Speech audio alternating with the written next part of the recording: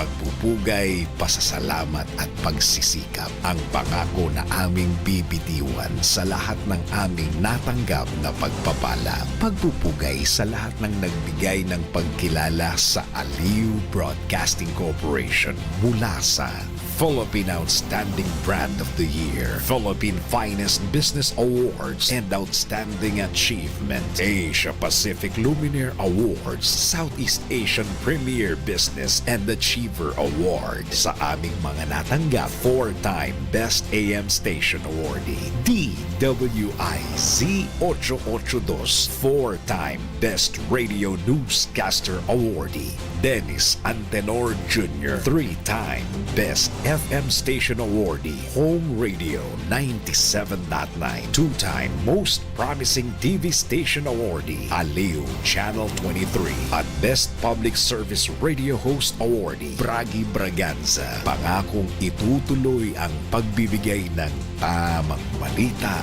at tamang paglilingkod at isang malaking pasasalamat sa tiwalang naibigay sa amin. Pakaasahan yung gagawin naming malaking inspirasyon ito para ipagpatuloy ang maglingkod sa lahat ng Pilipino. Ang lahat ng opinyon, pagtingin, pananaw o kuro-kuro ng mga bisita at panauhin o mga anchors o host sa programang ito ay sarili at tanging opinyon at pananaw ng mga nabanggit at hindi opinyon o pananaw ng Aliw Broadcasting Corporation, mga producers o mga namamahala ng Aliw Broadcasting o anumang organisasyon na affiliated sa network at kailanman ay hindi iniendorso ng Aliw Broadcasting Corporation ang mga nabanggit na opinyon at pananaw sa programa.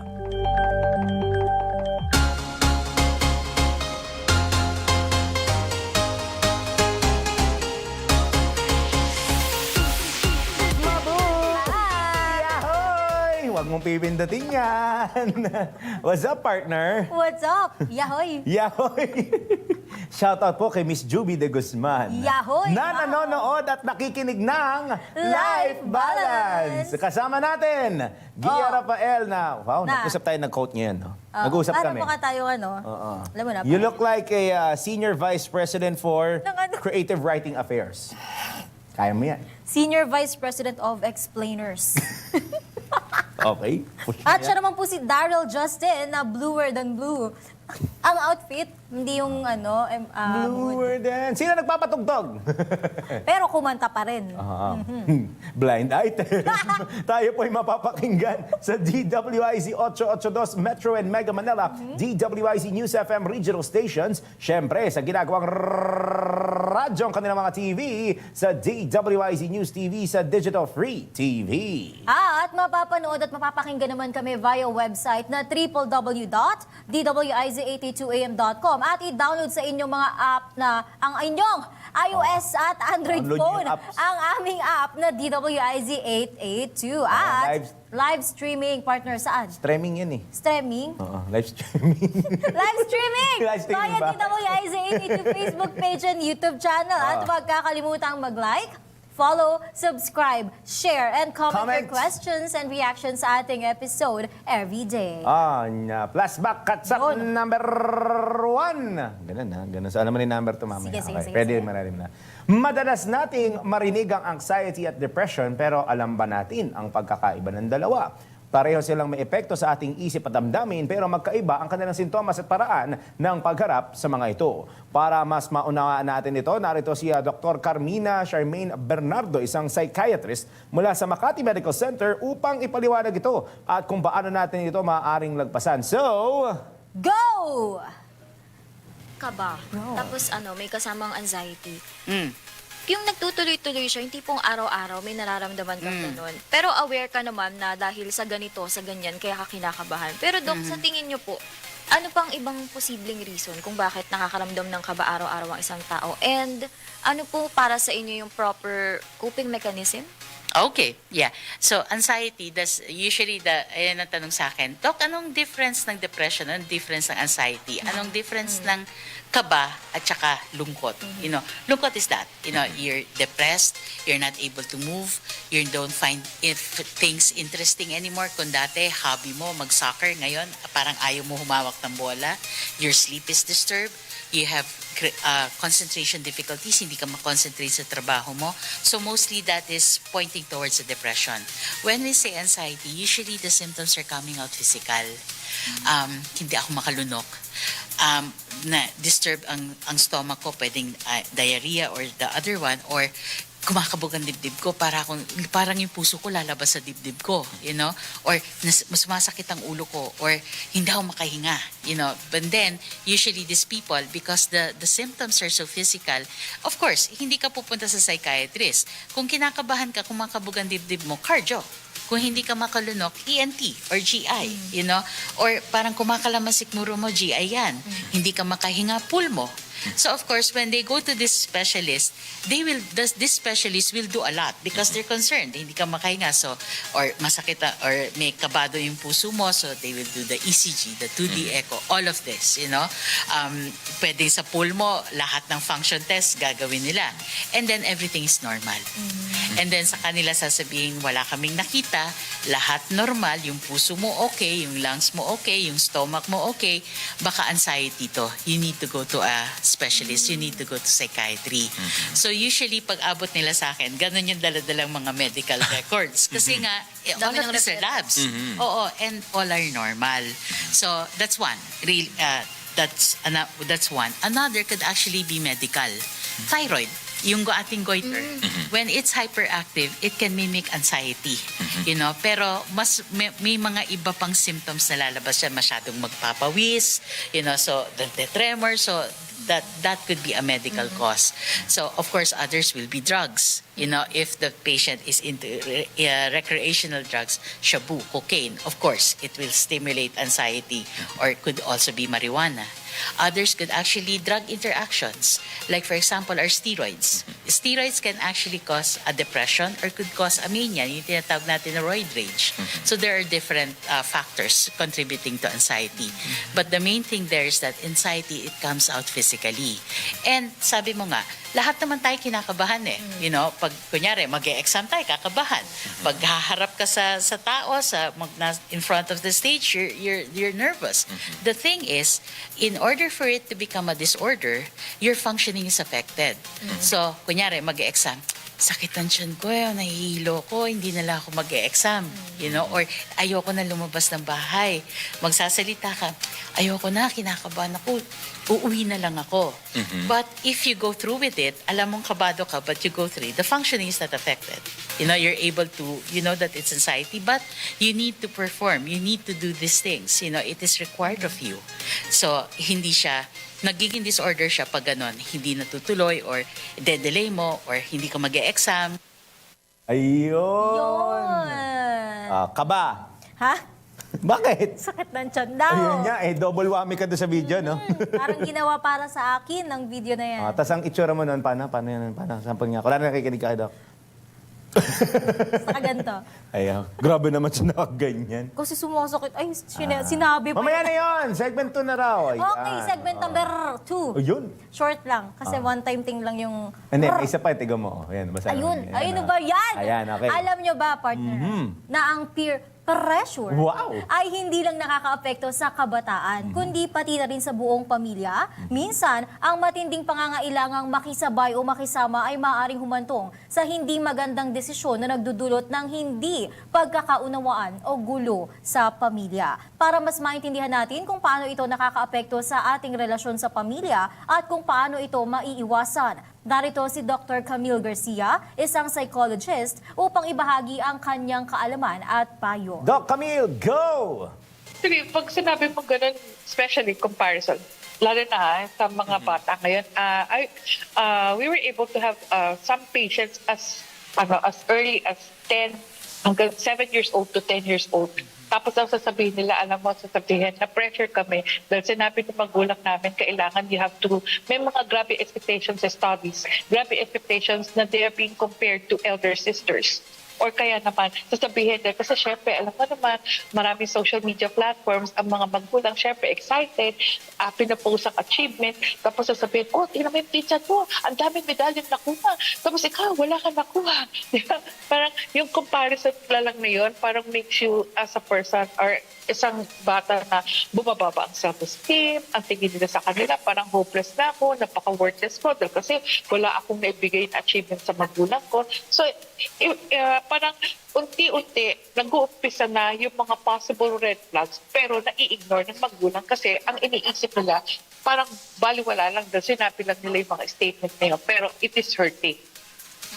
Doc, in connection with pagko-compare at saka doon sa generation gap kanina, sa tingin niyo po bakit yung mga older generations hindi pinag-uusapan or hindi gaano pinag-uusapan ng mental health?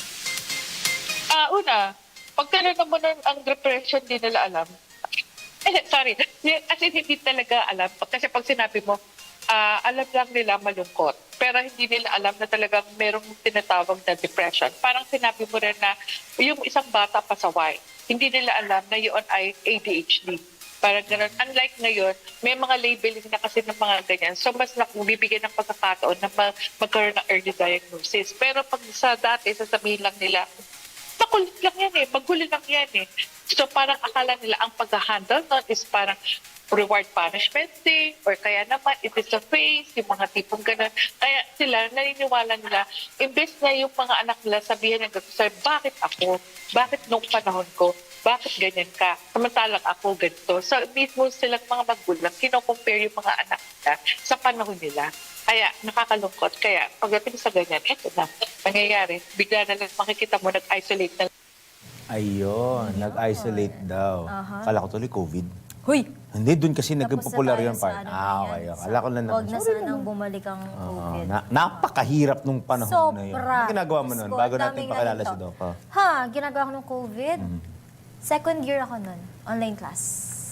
Inabutan ka ng pandemic era of studying. First year, face-to-face pa. Tapos, nag-lockdown pagdating ng second sem. Ayun na, puro online class. Ikaw, ano ginagawa mo nun?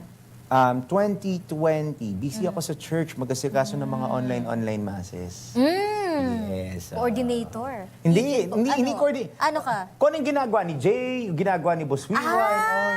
Behind the scenes. Of course! Marunong siya talaga sa tech. I can introduce our topic today. Go. Ayun. Ano ba yan? Uy, usaping digestive health po Yun! tayo. Kung saan, para sa itong topic na to. Ako na Nahihiya na ako Kasama natin. Doc John Uy, Derek. part 2. Oo nga, part 2 with Doc John Derek Lutario, isang gastroenterologist from Makati Med. Yan, Doc Derek. Uy, ang bilis naman ng part 2, Doc. Thank you, Thanks for having me again. Of course, Appreciate Doc. the We invite, are very happy na ang saya lalo na nung huling episode natin kay Doc na nag-Q&A tayo ng Mythbusters yung natin. Mythbusters, Ulitin natin yung mamaya. Siyempre. Ready tayo ngayon. Aha. Sige. Ngayon naman, subukan naman natin i-dissect maigi at unawain ang digestive health. Doc, bakit nga ba importante ang digestive health at gaano ba ito nakaka-apekto sa overall well-being po ng isang tao? Okay, so pag digestive health, I'd like to see it into 3 aspects.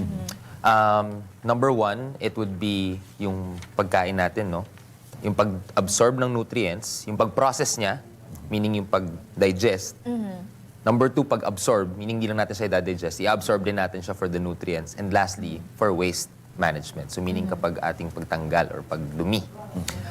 Importante siya kasi basically our whole ecosystem inside the body or how we function will depend on what we take in. Sabi nga nila, di ba, you are what you eat.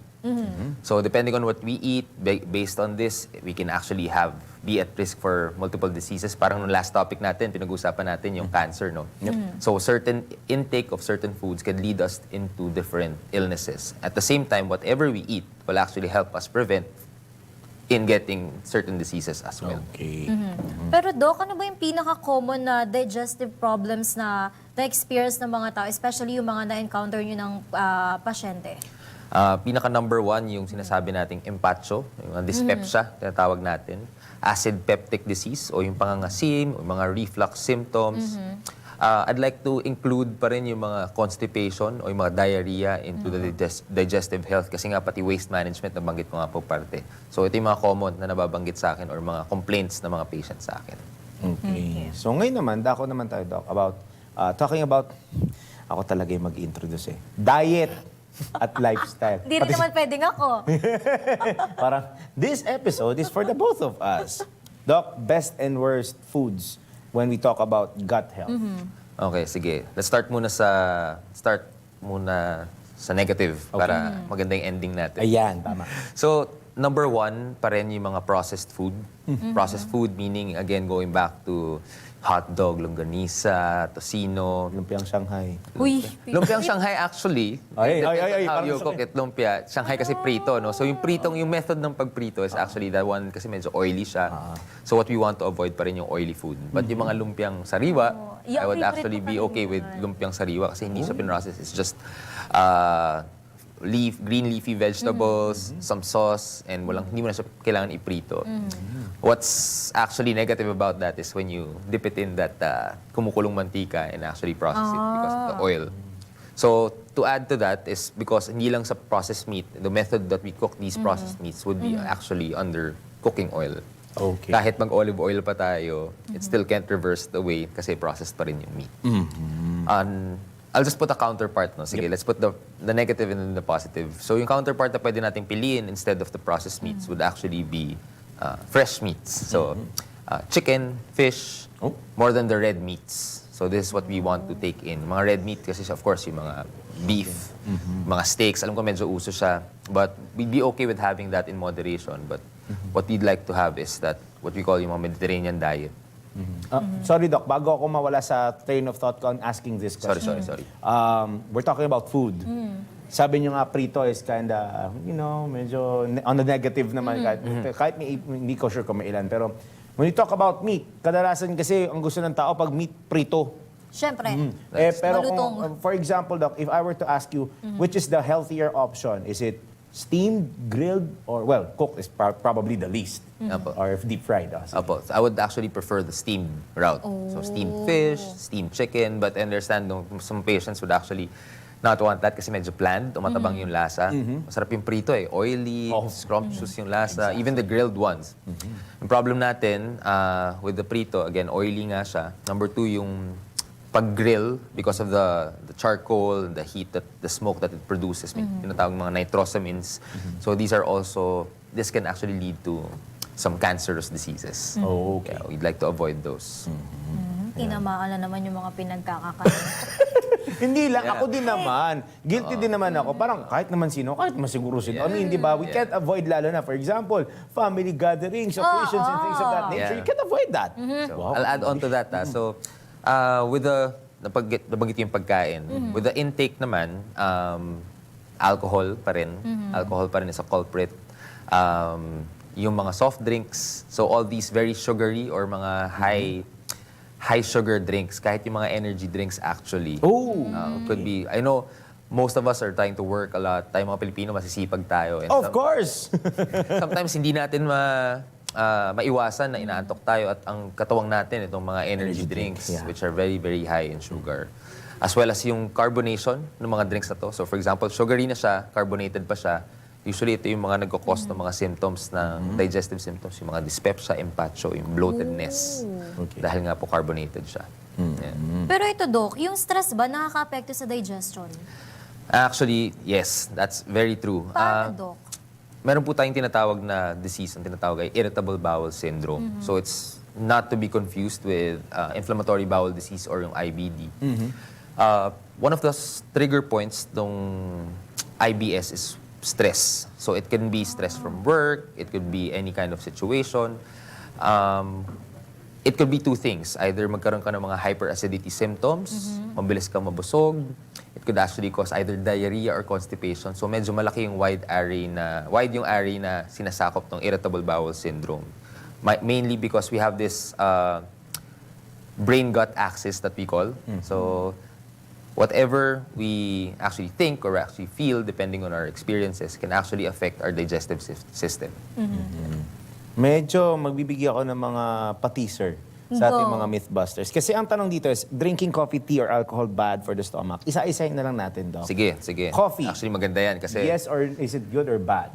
coffee is okay, but always sa doctor's end is everything in moderation. So, magtatanong tayo, ano ba yung moderate? Doc, kasi very subjective yung moderate, no? Sabihin natin na ako, ang moderate siguro sa akin, 3 cups a day, but that's not actually good. So what we want is at least 1 to 2 cups of coffee a day. Sometimes, mag-Starbucks kayo, whatever store, yung isang venti, just for everyone's sake, no? Just isang venti cup ng Starbucks, let's say any drink, mga caramel macchiato, ganyan. It's actually 3 to 4 shots of espresso. That's equivalent to 3 to 4 cups of coffee already. So, pag nagdalawa kayong ganon, hindi nyo pwedeng utakan yung doktor niya na, Dok, nakakadalawang cups ako, pero 2 venti pala yun. So, that's a lot of cups. That's a lot of cups of coffee. Nang gaslight pa no? 2 cup lang naman yun. Yeah. 20 lang eh. So, that's for coffee. Ito, meron ako dito 20. Bigyan kita. 40, gusto mo ba? Kahit 20, di makakabili niyan eh. Doc, tuloy mo na. So, with the tea, the next question is tea, no? Yes, okay lang din yung tea, but again, in moderation, because tea still has caffeine, so it still gets you that feeling, but it's much less content compared to coffee. But again, we can't really have multiple cups of tea. Kasi for example ako, like, some patients will be having these reflux symptoms, nangangasim sila. What I would tell them, of course, sasabihin ko lahat ng kailangan nilang i-avoid. But some patients, of course, they can't function without these things. And ayoko naman i-suppress yung desires ng some patients. Pinagbibigyan natin. Na as long as you see that these drinks are not your triggers, then that's well and good. You can tell the patients na okay lang, you can take your coffee, you can take your tea once a day or twice a day max, just so that they can still function the way they can. Sorry, Doc. Singit ako. We talked about tea. Paano daw yung tea na may milk sa unahan? Okay. Yung may sago. Ayan! Ang galing mo talaga, partner! Diyan ako magaling. So marami Hindi, tayong... bibitinin. Sorry, Doc. Sige. Bibitinin ko na muna pala. Balikan natin yung tea na may milk sa unahan at mayroong kasamang... Sago. Oo, kasi kailangan na rin natin maghanap buhay. Bibili kami ng tea na may... Na may milk. Hindi! Magbe-break tayo, partner! kasi sabi mo. Walang magsilipat ng stasyon ng radyo at walang mag-ano ba? Walang lilipat ng channel. Ayan, ng TV. Oo, bitawan na lang ang remote. Mas maganda yun. Makinig sa news at syempre sa komersyal. Magbabalik po ang Life Balance. DWIZ Life Balance kasama sina Daryl Justin at Guia Rafael. Ang mga balita, dudublehin ang pasada. Ang mga kontrobersyal, mga viral, mga trending na mga tao. Dalawang mas matinding papasadahan. Mga pangyayaring nakikita sa kalsada. Live na papasadahan. Tambalang John Ibanez at Drew Nasino. Doble ang lakas, doble ang tindi. DWIZ Pasada Balita sa DWIZ News, DWIZ News TV at Aliw Channel 23 at sa digital channels ng DWIZ. Huwag magpapaiwan para huwag maunahan. Pasada Balita Monday to Friday, 6 a.m. Pagsapit ng alas 12 bago ka mag-lunch o kaya nagla-lunch ka. Dagdagan pa ang mga alam mo para hindi ka naman huli sa balita. Live sa DWIZ Manila at sa lahat ng DWIZ News FM sa buong Pilipinas, Luzon, Visayas at Mindanao. At mapapanood ng live sa Aliw 23 Free TV at sa lahat ng digital channel ng DWIZ. Ang Balitang Bayan. Mga balitang nangyari lang at kasalukuyang nangyayari. Balitang Bayan. Kasama ang opisyal na tagagising ng bayan, si Drew Nasino. Di ka aantukin kapag nalaman mo na ang latest sa Balitang Bayan. Sa patuloy na pagbabalita ng tama at paglilingkod ng tama. Balitang Bayan. Araw-araw, 12 noon. Come on, let's go to Isuzu Jaguars. You won't regret it. Come on, let's go to Isuzu Jaguars. We've got your back. Isuzu Jaguars, your partner through it all. Isuzu Jaguars, Isuzu Jaguars, Isuzu.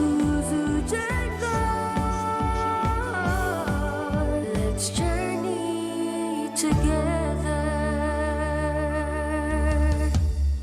Visit Isuzu Gencars Makati, Isuzu Santa Rosa, Isuzu Batangas Santo Tomas, Isuzu Batangas City, Isuzu San Pablo, Isuzu Legazpi, and Isuzu Naga. Papalakas ng papalakas, palinaw ng palinaw, mga balita at impormasyong naiintindihan dahil malinaw mong nalaman. Tutok lang sa DWIZ mula umaga hanggang gabi. Updated on air and online. DWIZ, nagbabalita ng tama, naglilingkod ng tama. Latest, pinakabago at tama. DWIZ News Catch Up. News Catch Up. Magandang gabi Pilipinas, narito na ang tamang balita sa mga oras na ito. Naharang ng Bureau of Customs ang kargamento na naglalaman ng 1,000 sako ng refined sugar na walang karampatang import permits at clearance. Ang mga nakumpiskang asukal ay nagkakalaga ng 5 million pesos na nakumpiska sa Port of Manila. Kasunod ng pre-lodgement control order na inisyu ni POM District Collector Alexander Gerard Alviar, isinailalim sa physical examination ang 2 20-foot containers at doon natuklasan ang mga laman nitong asukal.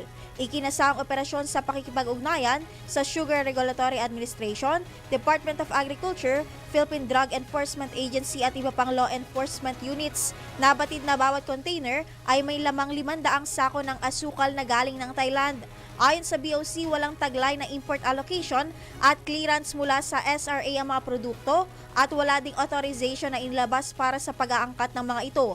Tiniyak naman ni Commissioner Bienvenido authorized imports lamang ang mapapayagang makapasok sa bansa bilang suporta sa layunin ng administrasyon ni Pangulong Ferdinand Marcos Jr. na pagkakaroon ng food security at economic stability. DWIZ News Catch Up. News Catch Up. At yan ang tamang balita sa mga oras na ito. Mag-follow at subscribe sa lahat ng DWIZ News digital channels, Facebook, Instagram, YouTube, TikTok, X, DWIZ News app at DWIZ News website.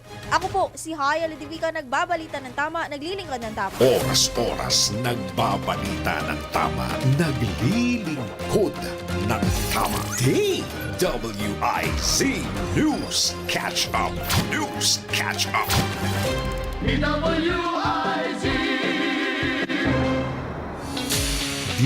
DWIZ Life Balance kasama sina Daryl Justin at Guia Rafael. Abo! Hey! Nakabili na kami ng tea na mayroong Milk na may sago. Ayun, de joke lang. Nagbabalik po ang Life Balance. Kasama natin. Sino? Si Guia Rafael na mahilig sa sago. Baka tahuyan, ha? At ito naman si Daryl Justin. O, sige. Na? Mahilig saan? Over 10 blue. Binalik pa rin sa kulay. Yan. Doc, biniting kita. I'm so sorry. Pero balikan na natin. We were talking about what's good and bad for the stomach. So, yung tea na may milk sa unahan at may kasamang sago.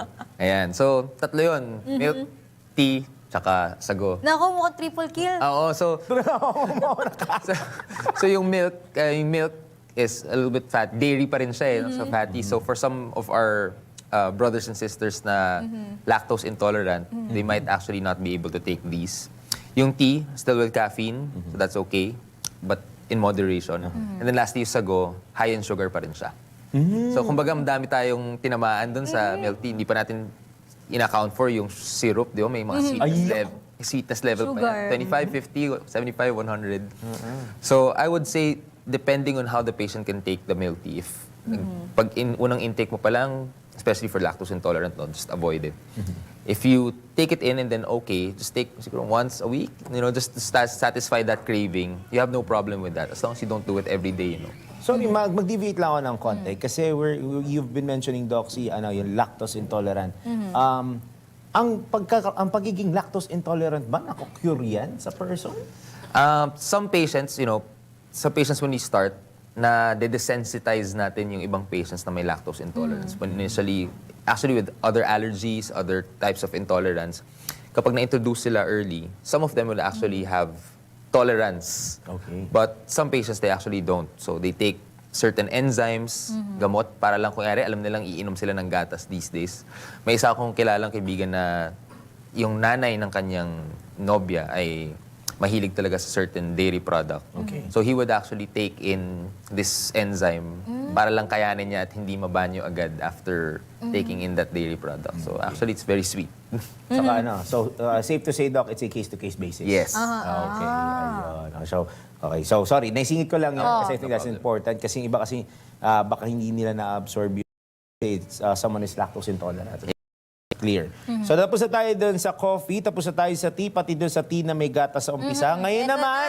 Ito na, ang paborito ng bayan, alcohol. Isopropyl o Wow! Hindi Ilang pa yan. percent? Ayan, sa alcohol. As we'd like to tell all our patients na wag totally avoid, of course, we can't really hide the fact that some patients will actually not really stop drinking. Ang advice namin is actually for male, two standard drinks max per day, and then for women, 1. So mga 6 to 8 ounces yun ng drink. Sometimes 1 shot or 2 shots. That's for the whole night. Yun ang pinaka-max na pwede. We're not encouraging everyone to drink alcohol. But this is what we would advise if some patients can't really avoid alcohol. Yun po yung max na pwede naming sabihin sa kanila. Okay, ngayon naman, partner. Grabe yun. Common. Yung tea na may milk. Hindi ko makalimutan. Grabe. So, ang word of the day mo ay tea na may... Milk tsaka sago. Noted, pero noted yung mga sinabi. Oh, niyo. naman, Oo, of that's course. noted.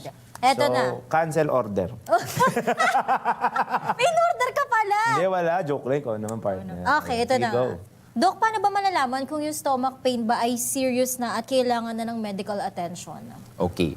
So, one of our primary considerations pag nagkakaroon ng pain, especially dito sa epigastric area, yung tinatawag natin mga heartburn symptoms. Surprising to know din for everyone na 52% of it are cardiac. So meaning it could also be coming from the heart. So it doesn't mean na dapat kapag nagkakaroon lang po tayo ng mga epigastric pain or burning sensation dito, ay sabihin natin, ay nangangasim lang ako, baka dahil lang po nag-vinegar ako, baka lang po nag-tsokolate, baka po ako nag-soft drinks. Maari po itong seryoso, lalo na po pag sudden yung pain, meaning biglaan, 10 out of 10, umaabot sa likod. May mga ganong klaseng pain po na umaabot sa likod. So it would be advisable po na magpatingin po sa doktor kapag ganitong klase po yung pain na nararamdaman natin. Kasi maaari pong galing po sa puso. Magkakalapit po yan. Yung puso, yung tiyan. Pwede pong cardiac ang tinatawag na origin ng pain. Okay. At the same time, meron din pong sakit na tinatawag yung acute pancreatitis. So, this could be a manifestation. Usually po dito nagsisimula, umaabot sa likod. Sometimes kapag meron pong pain dito, tapos pag dumumi kayo, nakita nyo itim, maaari pong dun din po galing sa tiyan natin, nagdugo, may ulcer po na pumutok, ulcer na nabutas. At nag-result po ito ng bleeding sa ating tiyan. Kaya hindi po natin ito basta-basta pwedeng baliwalain. Doc, when we say bloating, can you explain that? Kasi may ibang mga tao, partner, may iba-iba silang interpretation or definitions of bloating. Okay. So yung bloating o yung bloatedness na tinatawag, sometimes, di ba sinasabi natin after kumain, parang ang bilis ko mabusog, na-empacho ako. Ito yung pag-accumulate ng air sa loob ng either tiyan, small intestine, or colon. Multiple reasons, pwede pong mabagal yung pagdaloy ng o paggalaw ng ating tiyan. Marami pong pwedeng cause, pwedeng electrolytes, yung sodium, potassium natin. Number 2, pwede pong constipation. So meaning kapag traffic sa baba, constipated tayo at di tayo makalabas, nagbaback up po yung air. Pwede pong ganon. Ngayon at ira din po ng Ozempic, if you've heard about this drug na... I've been here, I've been here, pero hindi ko alam kung... Lately, like ko naririnig at nababasa yan. Opo. So, Ozempic is actually a drug for diabetic patients and people nowadays are using it. Let's just address the elephant in the room na some people use it even if wala silang diabetes for weight loss purposes. Yan po yung nababasa okay. Basically, what it does, it actually, early satiety, meaning pinapabusog niya kayo ng maaga. Kaya hindi kayo kumakain ng madami, kaya kayo pumapayat. That's one of the main mode of action o ginagawa ng gamot na ito. In line with that, since mabagal nga po, kaya kayo mabilis mabusog kasi mabagal yung pagdaloy ng tiyan. At dahil mabagal ang pagdaloy ng tiyan, nagkakaroon po ng accumulation ng air. Kaya po nagkakaroon ng empacho o ng bloatedness. So kailangan din mo natin itong isipin at the back of our heads. Bakit kaya tayo bloated? Bakit kaya ako mabilis mabusog? Ay, oo nga pala, meron nga pala akong gamot na ini-intake. So these are one of the possible causes why. Okay. Doc, yung mga probiotics, yung paborito nating iniinom. Probiotic. Di na natin papangalanan. Hanggat di tayo i-sponsor. Bigla ganun. Pero Doc, necessary ba siya sa gut health natin or at least nakakatulong man lang ba siya? And good question kasi maraming ang ever since bata tayo, 'di ba, tinatanong ba kung okay ba yung tiyan natin? Oo nga. Ayun, galing sumegway din ito. For some people, okay ang probiotics, especially if may recent insult yung tiyan. So meaning mga recent acute gastroenteritis, merong irritable bowel syndrome, meron pong certain evidence that nakakatulong po yung mga probiotics. But up to a certain extent. However, normally po sa diet pa lang po natin, we can actually gain natural probiotics, mga garlic, onion, mga kombucha, mga ganyan. Kimchi actually has a lot of mga probiotics. So normally, if you're a healthy human being na walang sakit o walang recent na sakit na pinagdaanan, ay hindi po natin kailangan na mag-probiotic. Oh, Yan po. okay. Ngayon ko lang nalaman. It's not Kasi may needed. iba kasi, oo. It's not needed, but you can actually take it. But there's no harm in taking it. It just could give you an expense that's unnecessary if you're a healthy human being. So, Doc, ibig sabihin yung mga nag-i-intake or umiinom nung particular drink na yun na may probiotics, hindi naman masama kung araw-araw sila uminom nun? It's walang harm. There's no harm in taking it. Yeah. Okay. So, siya. Nakalimutan ko, partner. Magbe-break na tayo. Pero bago tayo, nakalimutan tayo ata ipasok. Ano yun? Ay! Oo, nakalimutan natin ipasok yon. So, may ipapasok tayo. Sorry. Peace tayo, kimi-kimi. Peace tayo. Bago tayo mag-break at magpunta. Uminom ng tubig. Uminom ng 8 hanggang 10 baso araw-araw para sa smooth digestion. At para naman sa mga bagay na dapat iwasan, ang processed foods at matatamis. Nagdudulot ito ng bloating at mabagal na panunaw. Mabilisang pagkain, nguyain ng mabuti para mas madaling matunaw ang pagkain. At ang isang simpleng habit na dapat nating gawin araw-araw, maglakad ng 10 to 15 minutes pagkatapos kumain para maiwasan ang kabag at acid reflux. Ang ating tip for today, kumain sa tamang oras at huwag magpalipas ng gutom para mas malakas ang katawan at iwas sa sakit sa tiyan. At iyan! Ang aming life hack for today. Wala maglilibat ng stasyon ng radyo at ng TV. Magbabalik ang Life Balance. DWIZ Life Balance. Kasama sina Daryl Justin at Guia Rafael. Tunay na mahirap mag-ipon sa ngayon, ngunit mas mahirap ang hinaharap na walang ipon. Kung nais mong matulungan sa pagpaplano ng inyong kinabukasan at ng inyong pamilya, bumisita sa Fortune Life website www.fortunelife.com. Siguraduhin i-like at i-follow ang kanilang Facebook page at Instagram account. I-search lamang ang Fortune Life PH. Fortune Life, securing your tomorrow today. Dahil ang dating ng DWIZ ay nationwide. Kailangan mabalitaan mo ang mga nagbabagang balita saan man ito sa Pilipinas. Hatid ng buong puwersa ng DWIZ News Gathering Team. Hatid ang programang magbibigay ng tamang impormasyon na galing sa lahat ng region sa buong bayan. DWIZ Network Channel 23 at lahat ng DWIZ Digital Channels, Facebook, YouTube at DWIZ News website Monday to Friday 1 p.m. DWIZ Network News. Ang mga malalaking mga balita, ang mga matitinding mga pinag-uusapan, ang mga maiinit at pinagtatalunang mga issue. Lahat hagip, lahat malalaman. Hindi lang sa buong Metro at Mega Manila. Kasama na ang buong Pilipinas. Hahagupit na ang mga malalaking issue sa Ronda Pilipinas. Live na live sa DWIZ AM Metro at Mega Manila. Naka-live din sa DWIZ News FM Regional Stations. Naka-live din sa Radyo Ronda AM Radio sa Pilipinas. Live ding mapapanood sa Aliw 23 Free TV. At naka-live din sa lahat ng DWIZ Digital News accounts, Facebook, YouTube at DWIZ News website. Ronda Pilipinas. Wala nang mahuhuli sa balita. Wala nang maiiwanang issue na hindi mo alam. Ngayon, updated ka na sa Ronda Pilipinas. Kasama si Dennis Antenor Jr. Ronda Pilipinas. Monday to Friday, 10 a.m. What's up, Pilipinas? What's up, Pilipino? Sana diretso ang araw mo na payapa, tahimik at maunlad. Tara, sali ka na sa programang may usapang pangkapayapaan, usapang pangkaunlaran sa Up Pilipinas. Usapang pangkapayapaan, usapang pangkaunlaran, Pilipinas. Kasali ang lahat sa kwentuhang pambayan. Live na live sa DWIZ Manila. Live din sa Aliw 23 Free TV. At pwedeng i-follow sa lahat ng DWIZ Facebook, YouTube. At pwede ring mapanood sa DWIZ News app. Kasama si retired Brigadier General Jerry Zamudio at ang batikang broadcaster na sina Andy Vital at Emil Carrion. Up Pilipinas. Usapang pangkapayapaan, usapang pangkaunlaran, Pilipinas. Tuwing Tuesday to Friday, 7 p.m.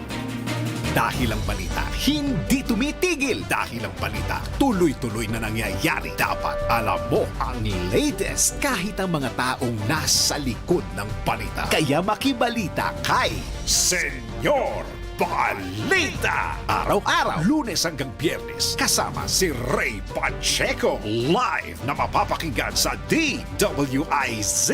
Panoorin ang live sa Aliw 23 at naka-live din sa DWIZ Facebook, YouTube at DWIZ News website. Kaya mga senyorito at mga senyorita, mga senyor, mga senyora, makibalita na kay Senyor Balita. Monday to Friday, alas 3 ng hapon. Bahagi pa rin ng DWIZ News Hapon Highlights. Nagbabalita ng tama, naglilingkod ng tama.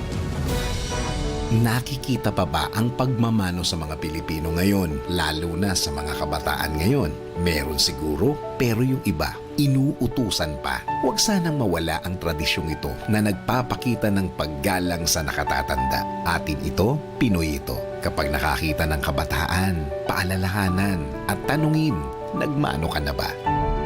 Isang paalaala para walang makalimot. Hatid ng ALC Group of Companies, Aliw Broadcasting Corporation, Station DWIZ News Nationwide, DWIZ News FM Regional Group, Home Radio 97.9, Aliw Channel 23, City State Properties and Management Corporation, Vista Hotel, Manila Grand Opera, City State Tower Hotel, City State Asturias Hotel Palawan, Eternal Gardens, Eternal Plans, Eternal Crematory Corporation, Eternal Plans, Mortuary and Chapel Services, Asian Security Services, and Investigation Agency, Eastern Defender Security and Services Inc. At ng Red Falcon Detective Agency Inc.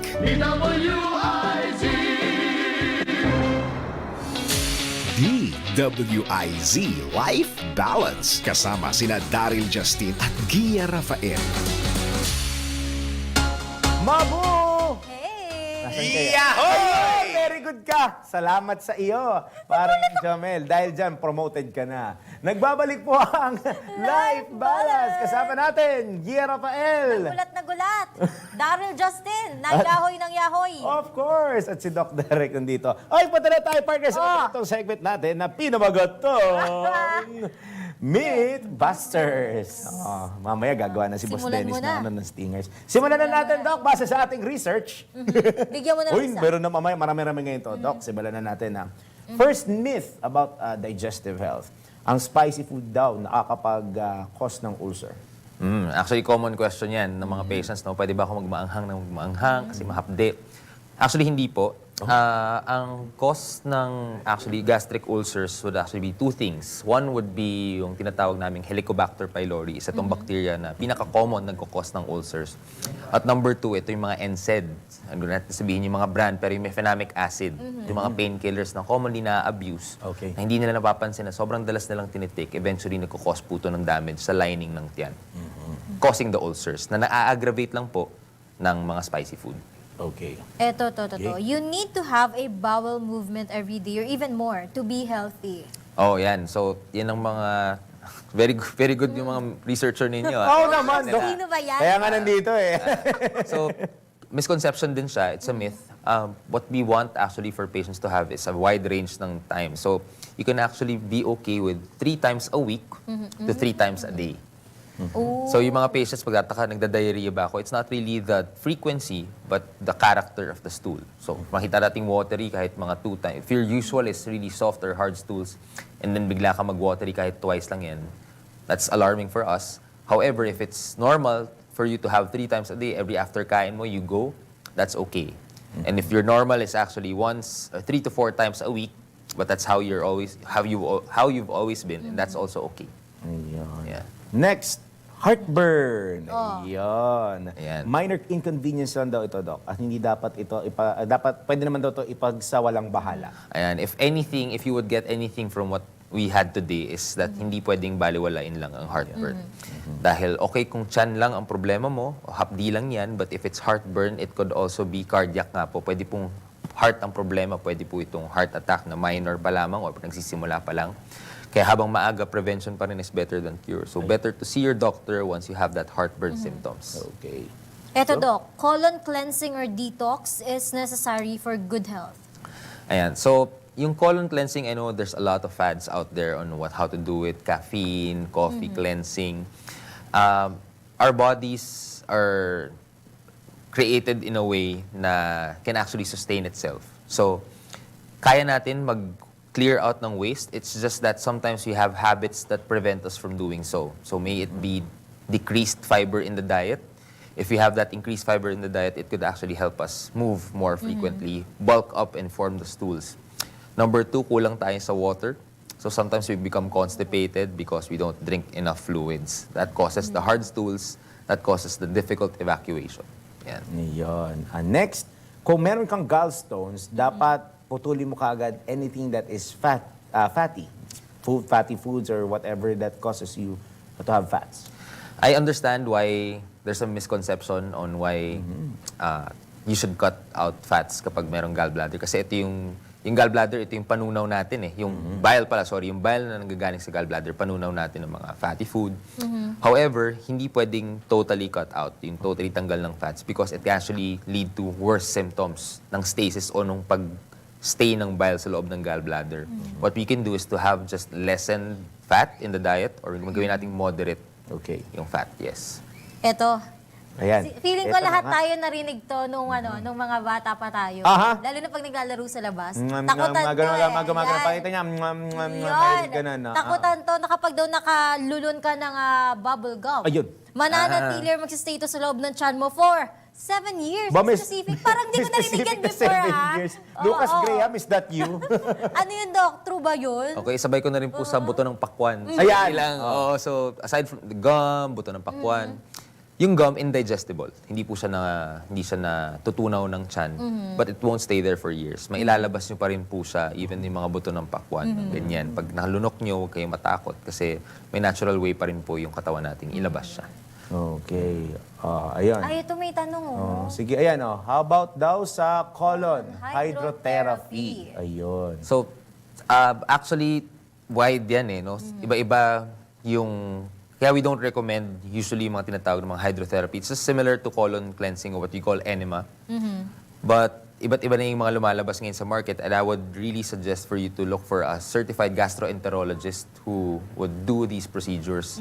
Kasi may some centers, wala pong doctors.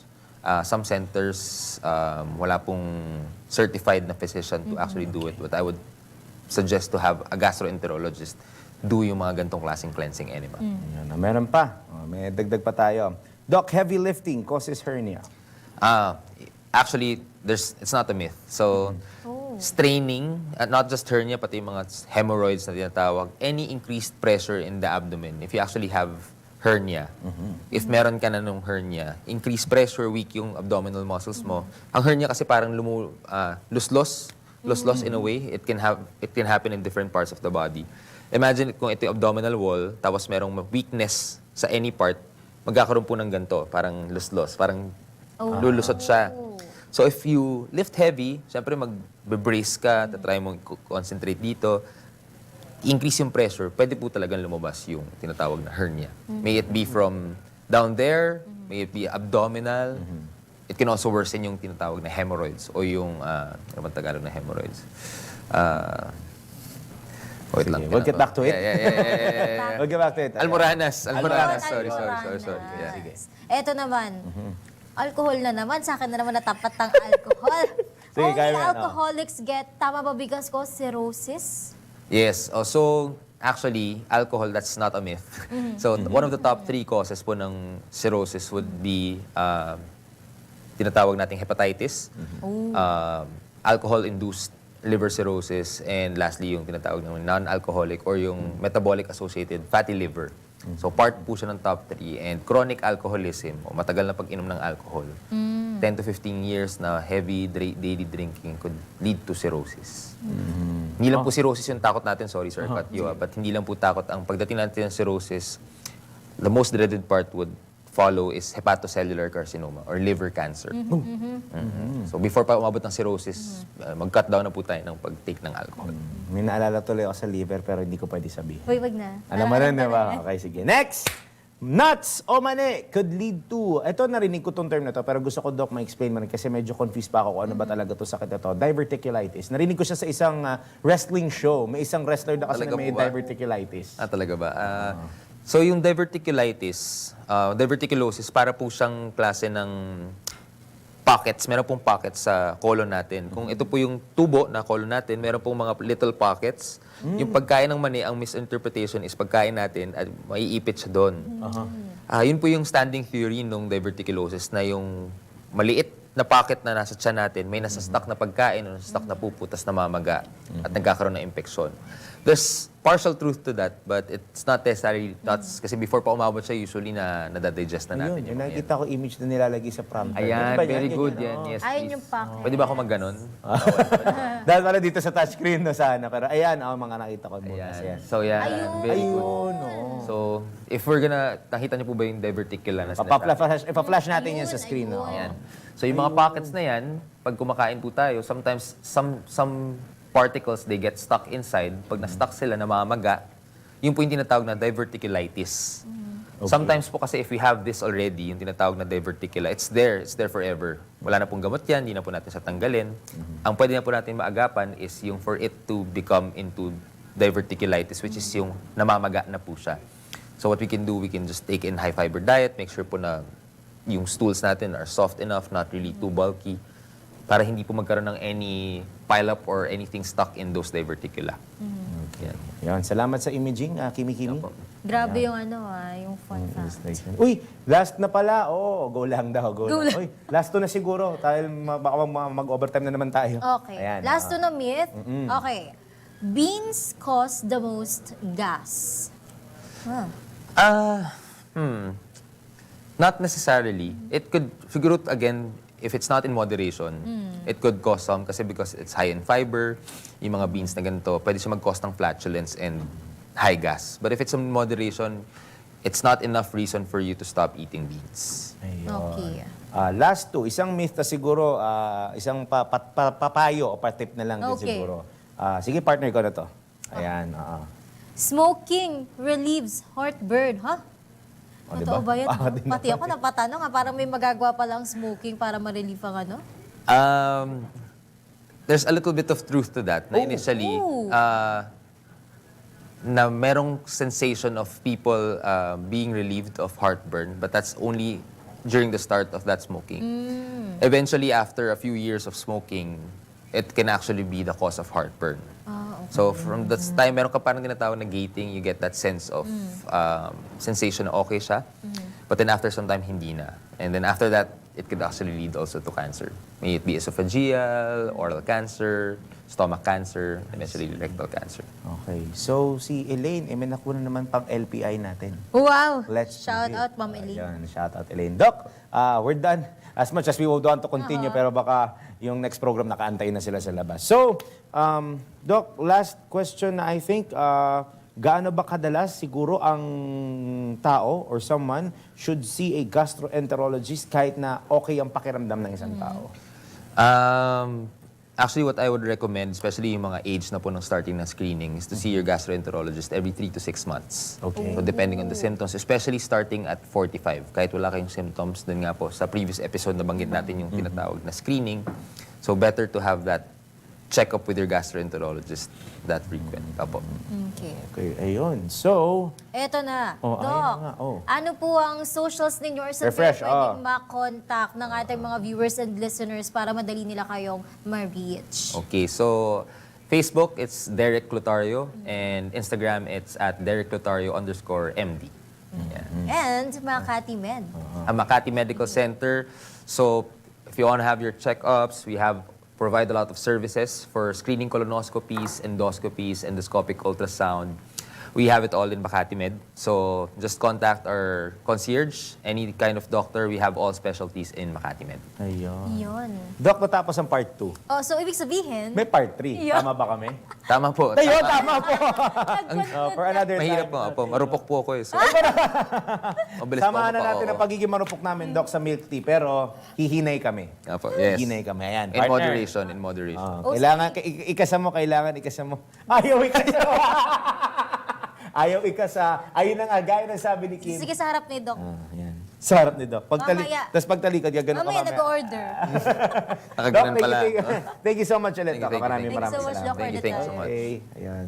So, thanks, Doc, Derek. And ngayon, Natapos! bluer Ang anim. than Ay. blue. Ay, sige. Ay, ready si Jomel. Bilisan mo na pa. Ay, ito na, Nakaready siya. natapos na naman ang isang oras ng ating pagsasama-sama upang tulungan ng bawat isa na magkaroon ng life balance sa ating mga buhay. Huwag kalimutan na saluhan kami tuwing Lunes hanggang Biyernes, 6 to 7 yan. Mapapanood, mapapakinggan sa DWIZ 882, DWIZ News FM regional station, sa DWIZ News TV at sa social media platforms via live streaming. Jomel, ready ka na? Yan! Let's go! Sige. Game! Salitan na lang tayo dyan. Sige, go Game. partner. Thank you. Maraming salamat sa aming mga nakatulong sa broadcast na ito. TOC. Thank you! Audiotech. Thank you!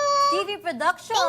At social media. Thank you! Yan! Magkita-kita po tayo bukas. Ako po si Guia Rafael. At ako naman si Daryl Justin at ito ang DWIZ Life Balance. Ang baka na susunod programa ng ere sa DWIZ. DWIZ Life Balance kasama sina Daryl Justin at Guia Rafael. This is the news and information station of Aliw Broadcasting Corporation.